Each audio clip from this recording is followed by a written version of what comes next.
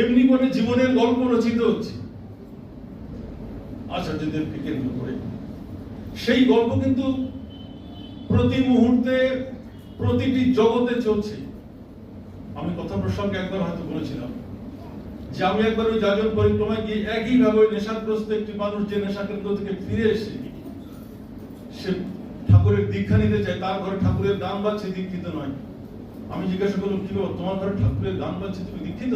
বলছে না, দীক্ষিত নই, কিন্তু আমি ওই নেশা কেন্দ্রে আমাকে সকাল সন্ধ্যা এই গান শোনানো হতো, ঠাকুরের গান। আমি ভালো হয়ে গেছি, আমি দীক্ষা নেব, বুঝতে পারছি কোথায় দীক্ষা নেব। তাকে দীক্ষার ব্যবস্থা করা হয়েছিল এই মন্দিরে, তাকে দেওঘরে নিয়ে গেছিলাম।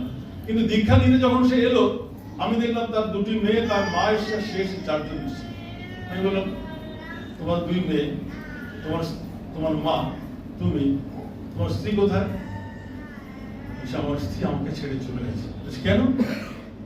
আমি ওকে এমন অত্যাচার করেছিলাম যে ও আমাকে ছেড়ে চলে গেছে। আমার মনে হয়েছিল তাহলে তো সেই মানুষটাকে ফিরিয়ে আনতে হবে। আমি পরিকল্পনা নিলাম, এখানে বোধহয় মধবদা আছে, মধবদাকে বললাম, মধবদা আমার সঙ্গে থাকতে হবে। ওর কাছে জানতে চাইলাম কোথায় আছে। সে বালিগঞ্জের এক বাড়িতে সেই কাজ করে। আমরা গেছি, কিন্তু ঘটনা এই যে আমরা যখন গেলাম, কিন্তু ও আমাদের সঙ্গে গেল না, আমাদের শুধু দূর থেকে বাড়িটা দেখিয়ে দিল, আমরা গেলাম।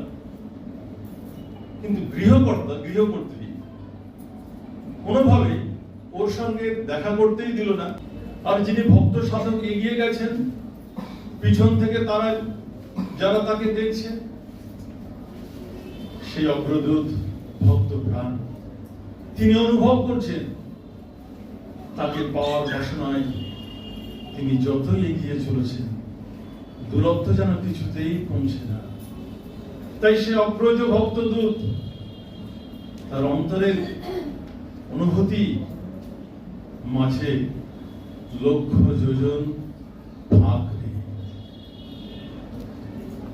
ঠাকুর এমনই, তাকে জানার শেষ নেই।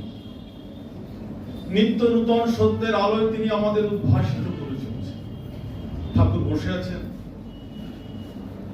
একজন ভক্ত দাদাকে একটা দরজার খিল খুলতে বলছে। সে এমন ভাবে দরজার খিলটা